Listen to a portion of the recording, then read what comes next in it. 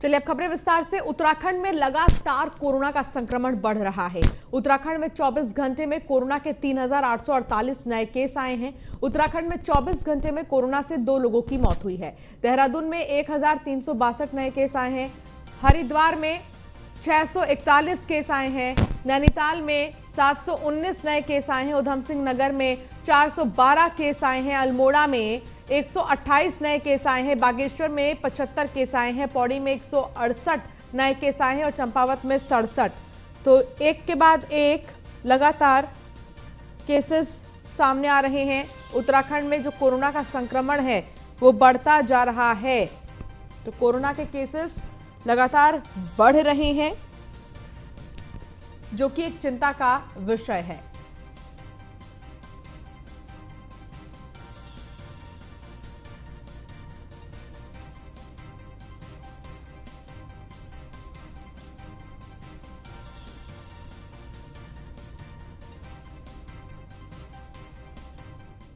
देहरादून में Uttarakhand BJP core committee की बैठक हुई। इस बैठक में प्रत्येक विधानसभावार 3-3 प्रत्याशियों के पैनल बनाकर रविवार को दिल्ली में पार्लियामेंट बोर्ड के समक्ष चर्चा होगी। बैठक में कोविड के बढ़ते मामले के बीच प्रचार प्रसार की रणनीति पर भी चर्चा की गई। उत्तराखंड चुनाव प्रभारी प्रहलाद जोशी ने कहा कि कोविड के बढ़ते केस एक बड़ी चुनौती है और पार्टी सभी नियमों का पालन करेगी। तो वहीं प्रदेश अध्यक्ष ने बताया कि 14 फरवरी तक के लिए पार्टी ने रणनीति तैयार कर ली है।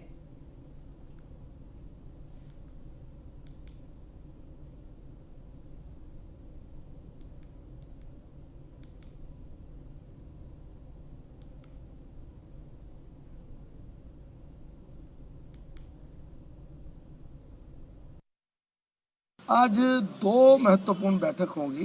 एक बैठक कोर कमेटी की होगी और दूसरी बैठक होगी हमारी चुनाव समिति की बैठक।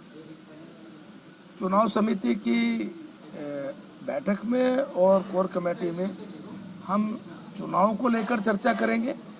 प्रदेश के चुनाव प्रचार कैसा होना चाहिए, नीतिगत चर्चा करेंगे, अन्य बातों पर चर्चा करेंगे। कल फिर हम लोग दिल्ली भी बैठेंगे और दिल्ली भी हम बाकी चीज़ों पर चर्चा करेंगे। तो मैं समझता हूं कि ये दोनों बैठक आज बहुत ही महत्वपूर्ण है। आज हमारा कोर कमेटी मीटिंग और चुनाव संचालना समिति, चुनावना समिति का मीटिंग, इलेक्शन कमेटी का meeting and core committee meeting आज है। हम पूरा दौरा लेंगे कोर कमेटी में और चुनाव समिति में। बहुत वरिष्ठ भारतीय जनता पार्टी के जो नेता है, मुख्यमंत्री है, प्रदेश अध्यक्ष और कई मंत्री, पूर्व मुख्यमंत्री, ऐसे प्रमुख लोग हैं जो उत्तराखंड के पूरा इंफॉर्मेशन उनके पास रहता है। ऐसे लोगों से हम डिटेल चर्चा करेंगे और इलेक्शन कमेटी में हम हर एक विधानसभा का शॉर्ट लिस्ट भी करेंगे। और कल परसों हम दिल्ली में हमारे सेंट्रल लीडरशिप से भी बातचीत करके शीघ्र ही हमारा फर्स्ट लिस्ट रिलीज करेंगे। तो वहीं उत्तराखंड चुनाव को लेकर कल बीजेपी की एक बड़ी बैठक है। उत्तराखंड सीएम पुष्कर सिंह धामी और साथ ही प्रदेश अध्यक्ष मदन कौशिक भी इस बैठक में शामिल होंगे।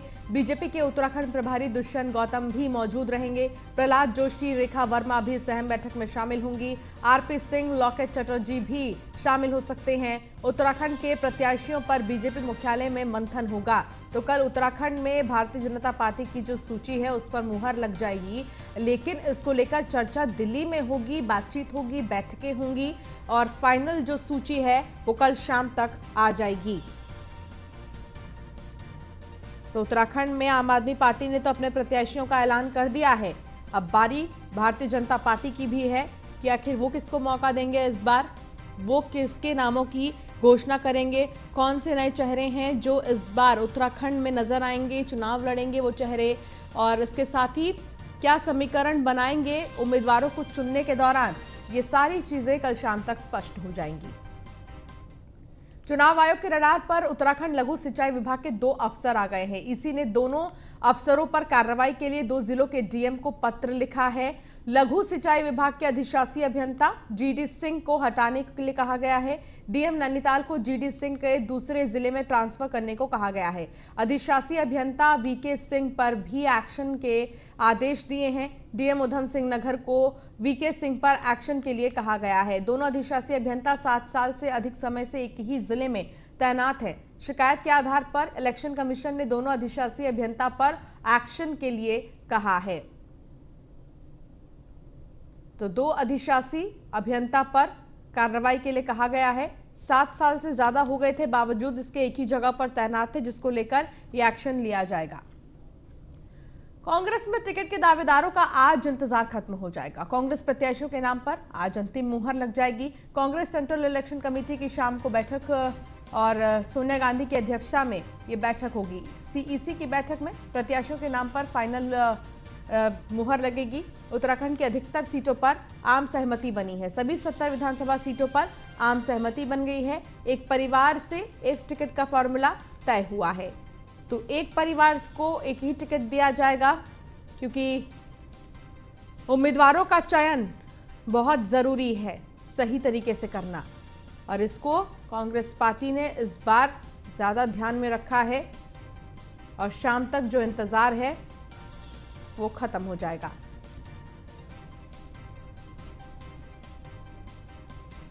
कांग्रेस की महिला प्रदेश अध्यक्ष सरिता आर्य ने कांग्रेस आलाकमान पर निशाना साधते हुए कहा कि प्रियंका गांधी लड़की हूं, लड़ सकती हूं का नारा दे रही हैं, लेकिन उत्तराखंड में किसी महिला को टिकट नहीं दिया जा रहा है, जिसका मुझे बड़ा दुख है। सरिता आर्य ने कहा है कि अगर बीजेपी मुझे टिकट नहीं देगी, माफ कीजिएगा, उन्होंने कहा है कि अगर कांग्रेस मुझे टिकट नहीं देगी तो मैं बीजेपी ज्वाइन करूंगी।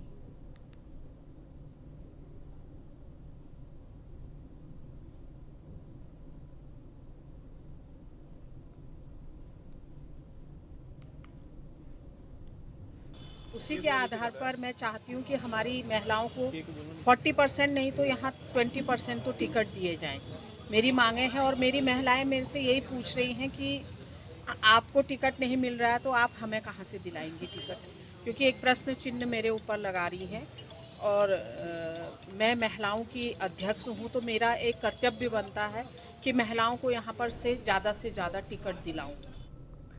उत्तराखंड की जनता के साथ सत्येंद्र जैन का नव परिवर्तन संवाद। दिल्ली के कैबिनेट मंत्री हैं सत्येंद्र जैन। दिल्ली में हमने हर एक मोहल्ले में मोहल्ला क्लिनिक बनाया है। सत्येंद्र जैन ने कहा कि उत्तराखंड के भी हर गांव में क्लिनिक बनाया जाएगा। देवभूमि के प्राकृतिक संसाधनों को बीजेपी कांग्रेस दोनों ने लूट लिया है। दिल्ली के अस्पतालों में जनता को अच्छा और मुफ्त इलाज मिल सकता है, तो उत्तराखंड में ऐसा क्यों नहीं हो सकता? एक मौका आम आदमी पार्टी को भी मिलना चाहिए। उत्तराखंड का नवनिर्माण केवल आम आदमी पार्टी ही कर सकती है। तो सत्येंद्र जैन का बयान सामने आया है उत्तराखंड को लेकर, जिसमें उन्होंने कहा है कि उत्तराखंड को बदल देंगे, उत्तराखंड में वो सुविधाएं देंगे जो आज तक उत्तराखंड को नहीं मिल पाई।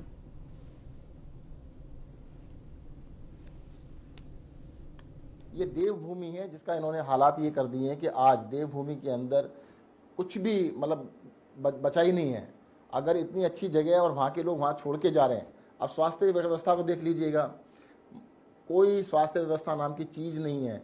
एजुकेशन बिल्कुल बर्बाद हो चुकी है, एजुकेशन नाम की कोई चीज़ नहीं है। बिजली के आप रेट देख लो, अरे उत्तराखंड तो नदियाँ, गंगा नदी वहीं से आती है, सारी इतनी सारी नदियाँ हैं, वहाँ पे हाइड्रो इलेक्ट्रिक पावर प्लांट्स लगे हुए हैं, तब भी वहाँ पे बिजली इतनी महंगी क्यों मिल रही है? दिल्ली में तो सबको फ्री बिजली मिल रही है। दिल्ली सरकार अगर अपनी जनता को बिजली फ्री में दे सकती है तो उत्तराखंड क्यों नहीं दे सकता? दिल्ली के अंदर हर तरह का इलाज मुफ्त में हो सकता है, हर इलाज के लिए अस्पतालों के अंदर सबके लिए मुफ्त है, तो उत्तराखंड में क्यों नहीं हो सकता? दिल्ली के स्कूल इतने शानदार हो सकते हैं तो उत्तराखंड का क्यों नहीं हो सकता?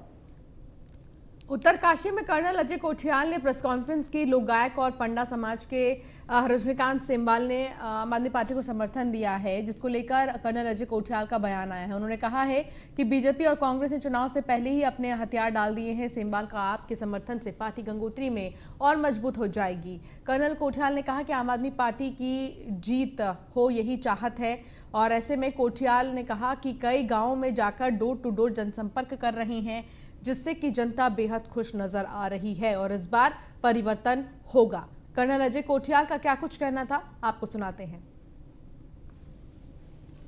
तो उत्तराखंड के जो लोग खाली भारत ही नहीं जो विदेशों में रहते हैं उन्होंने भी बार बार रिक्वेस्ट करी कि आप भारत से बाहर आकर के और हमको भी संस्कृति के बारे में जोड़ो। तो रजनी भाई जो है इनके एक्सपीरियंस में आता है कि ये European countries, gulf countries, African countries वहाँ पे भी जा कर के इन्होंने हमारी जो लोक संस्कृति है उसको और ज़्यादा बढ़ावा दिया। क्योंकि रजनी भाई एक सामाजिक इंसान है, तो सामाजिक इंसान कई ऐसे होते हैं जो किसी राजनीतिक दल से कभी नहीं जुड़ते, लेकिन अपनी जो उनकी सोच है निर्माण की तरफ समर्थन है वो समर्थन जरूर देते हैं। तो रजनीकांत भाई आज अजय कोठियाल को जिस प्रकार से वो जानते हैं और अजय कोठियाल जिस प्रकार से रजनीकांत सेमवाल को जानता है, तो रजनीकांत भाई बगैर किसी पॉलिटिकल पार्टी को में जुड़े अजय कोठियाल को पूरा समर्थन देने के लिए इस प्रेस कॉन्फ्रेंस के जरिए सबको मैसेज देना चाहते हैं कि जो कर्नल अजय कोठियाल बोल रहा है उत्तराखंड नवनिर्माण, उसमें इनका पूरे दिल से समर्थन। आम आदमी पार्टी के प्रदेश उपाध्यक्ष अमित जोशी का बड़ा बयान आया है। उन्होंने कहा कि आपकी मैनिफेस्टो की तैयारी जोरों पर चल रही है। इस बार उत्तराखंड का जो मैनिफेस्टो है वो पार्टी नहीं जनता बनाएगी और हर जिले के लिए एक अलग गारंटी है। 70 विधानसभा के अलग अलग मैनिफेस्टो जारी करेंगे और ऐसे में उन्होंने कहा कि आम आदमी पार्टी कार्यकर्ता हर विधानसभाओं में जनता से सुझाव ले रहे हैं। तो आम आदमी पार्टी लगभग हर विधानसभा के लिए एक अलग मैनिफेस्टो जारी करेगी।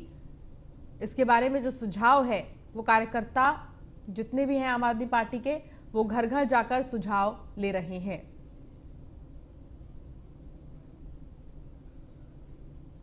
आम आदमी पार्टी पूरे प्रदेश में जितने भी हमारी 70 के 70 विधानसभाएं हैं वहां के तमाम बूथ लेवल से राय मशवरा करके 71 मैनिफेस्टो जारी करने जा रही है, जिसमें एक मैनिफेस्टो स्टेट लेवल का होगा और 70 विधानसभाओं के 70 अलग मैनिफेस्टो बनेंगे और उसके साथ साथ हर विधानसभा के लिए एक नई गारंटी लॉन्च की जाएगी। इस बार पहली बार होगा कि उत्तराखंड का मैनिफेस्टो उत्तराखंड की जनता बनाएगी।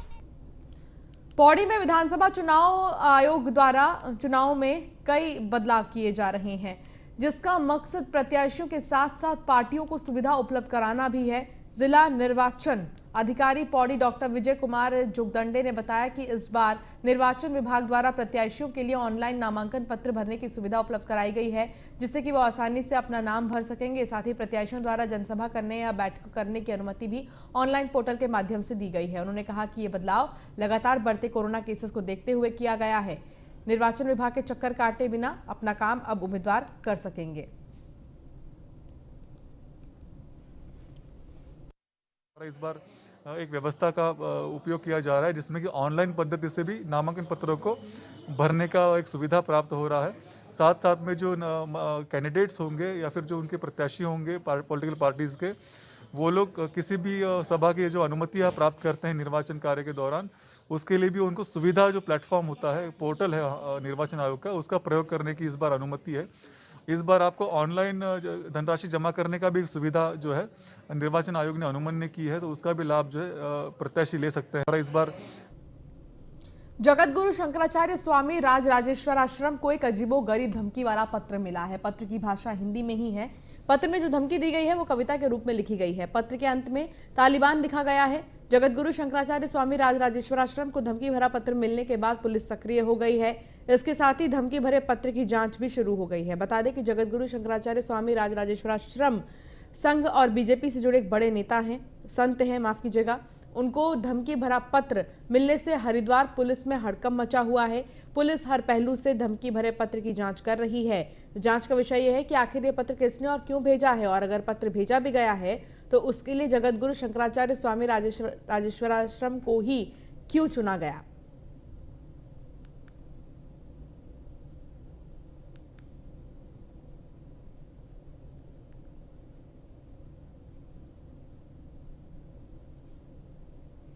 एक आश्रम में एक पत्र के प्राप्त होने की सूचना मिली है, जिसमें कि कुछ धमकी भरा एक संदेश दिया गया है।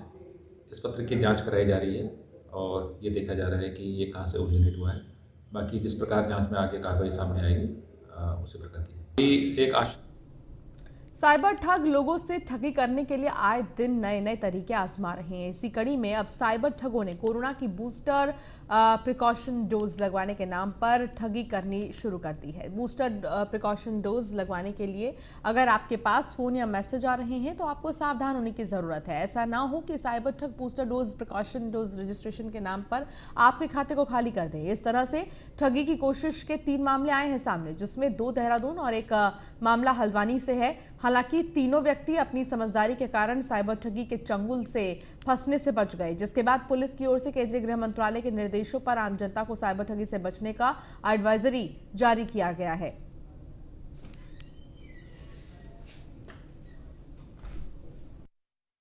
देखिए, बेसिकली जो जागरूकता है, हमारा फेसबुक का पेज है, ट्विटर का अकाउंट है, उसमें हम लगातार लोगों को अवेयर करवाते रहते हैं।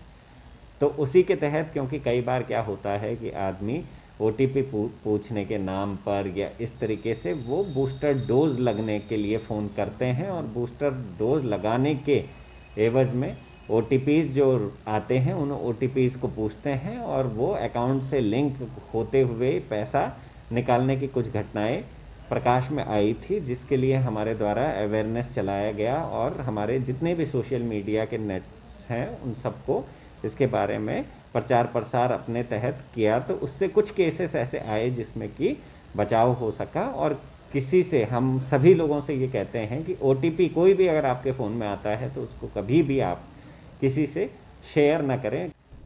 हरिद्वार में धर्म संसद में भड़काऊ भाषण मामले में गिरफ्तार किए गए जितेंद्र नारायण त्यागी और वसीम रिजवी की मुश्किलें कम होने का नाम नहीं ले रही हैं। CJM हरिद्वार की अदालत ने उनकी जमानत याचिका को खारिज कर दिया है। तो वहीं आपको बता दें कि धर्म संसद में भड़काऊ भाषण देने के मामले में जितेंद्र नारायण त्यागी के खिलाफ हरिद्वार शहर कोतवाली में कुल 3 मुकदमे दर्ज हैं। एक मुकदमे में पुलिस आरोपी को 41 CRPC के तहत नोटिस भी जारी कर चुकी थी। अपराध दोहराने पर एक दूसरे मुकदमे में गुरुवार को नारसन बॉर्डर से जितेंद्र नारायण त्यागी और वसीम रिजवी को गिरफ्तार किया गया था।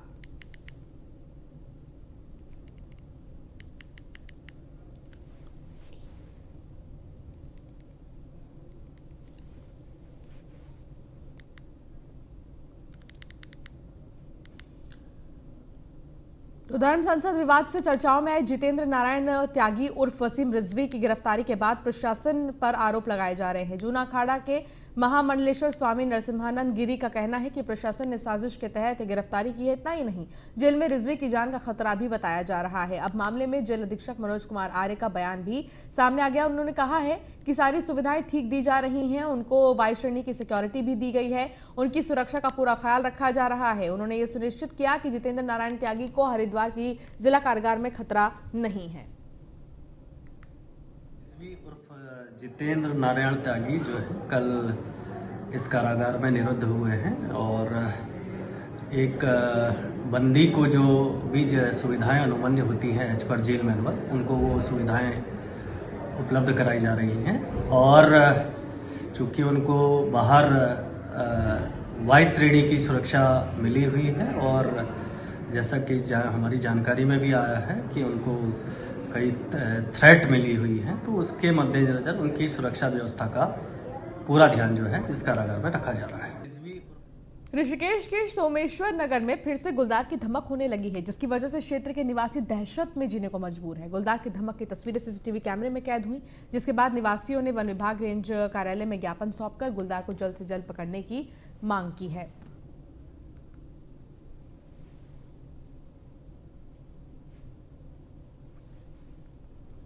को सूचना टीम को भेज दिया गया था और आज जो है आप लोग सामने आए तो आपने बताया कि 11 बजे के लगभग आ रहा है, 3-4 बजे के बाद वो लौट रहा है। तो आज हम ये करेंगे, पूरी टीम लेके मैं स्वयं भी जो है 10 बजे जो है मौके पे पहुंच जाऊंगा, उसके अनुसार उसका अध्ययन कर लेंगे तो आगे की कार्रवाई तब शुरू कर दी जाएगी। मेरा नाम ललित मोहन सिंह नेगी। देखो, सूचना मिलने पे तो मतलब जो है कल जो है रात को टीम को भेज दिया गया था और आज जो है ये है कि मैंने आज रात के टाइम की बात है, तो बेटी पड़ोसी बैठे हुए थे, पड़ोसी ने बताया रात को कि ऐसे करके बात है, मैंने बाघ देखा है। तो मैंने अपने CCTV कैमरे लगा के कैमरे में चेक किया। कैमरे में चेक करने के बाद मैंने देखा कि वास्तव में ही बाघ था। और बाघ ऐसा बहुत बड़ा बाघ है कि रात भर वो वही रहा है। तो मैंने वन विभाग को अपने फोटो भेजी है, तो वो वन विभाग वाले भी 8 बजे करीब आए हैं। 8 बजे उन्होंने एक बम फोड़ा, बम फोड़ के चले गए, उसके बाद वो नहीं आए बम के लिए।